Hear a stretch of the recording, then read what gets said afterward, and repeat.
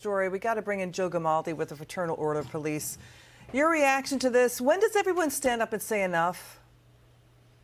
You know, Liz, this is absolutely heartbreaking.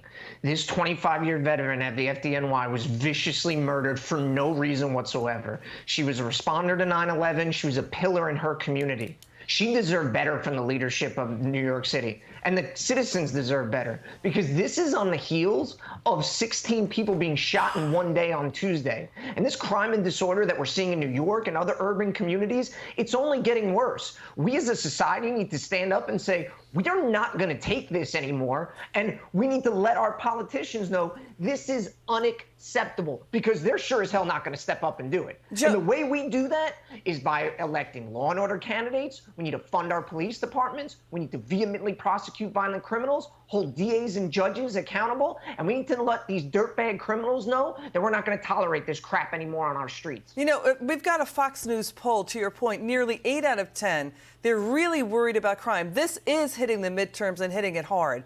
Police departments now having to offer bonuses to stop a cop shortage. We're hemorrhaging, we're losing cops. Democrats defund police, demoralizing political attacks. Joe, you and I have been talking about this since 2020. And we've got also this. We've got even criminal justice reformer Alice Marie Johnson. She is saying it is really hitting women. This is an issue about women. And Democrats have been silent about the attacks on women after their defund police push. Watch Alice Marie Johnson with us last night. Watch. As a woman, I do not want to defund the police. I think we need to fund the police and make sure that they're focused on the things that they need to be focused on, not just writing tickets trying to raise money, but we need to be able to make sure that they've got enough money to do their jobs. I want any politician to go into the neighborhoods and go boots on the ground, ask the people who are living this daily, do you want us to defund the police? And I think every answer would be no. You know, to her point, I mean, GOP Dr. Oz candidate, Senate race, Pennsylvania, he's in a statistical tie with Governor John Fetterman, and Fetterman is now trying to walk back his call to release all second-degree murderers from Pennsylvania prisons. He said he would free close to 1,200, but now he's trying to walk that back.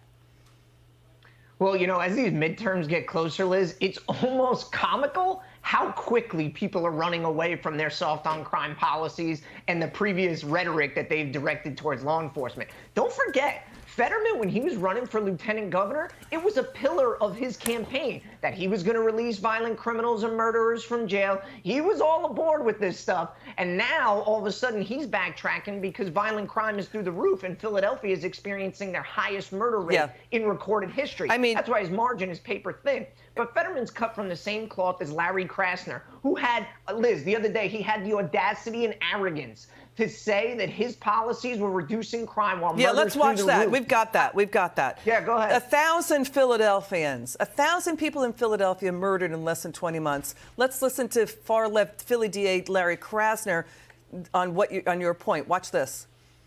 It needs to be defunded, by which I mean its funding reduced. I'm not talking about eliminated, but it needs to be defunded in favor of things that work better. It is working. The reality is that There's 1,000 people killed in 20 months. It is working. So just because you say it makes it so?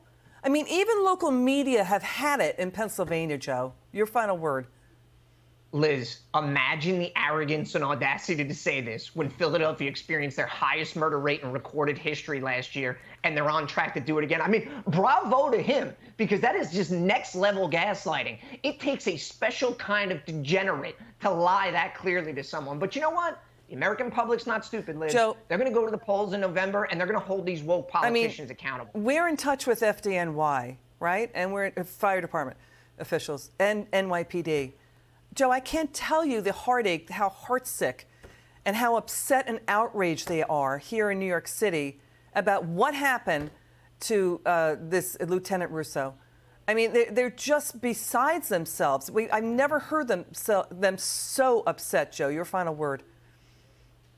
Liz, I've been a police officer for 17 years, and I've never really seen morale this bad. We are tired of being shot. We're tired of being murdered. We have our brothers and sisters in the fire department being murdered as well. This lawlessness cannot continue in our country. It is just, it's an absolute stain on our society, and we all need to stand up and say, no more. Joe, thank you so much. Appreciate it.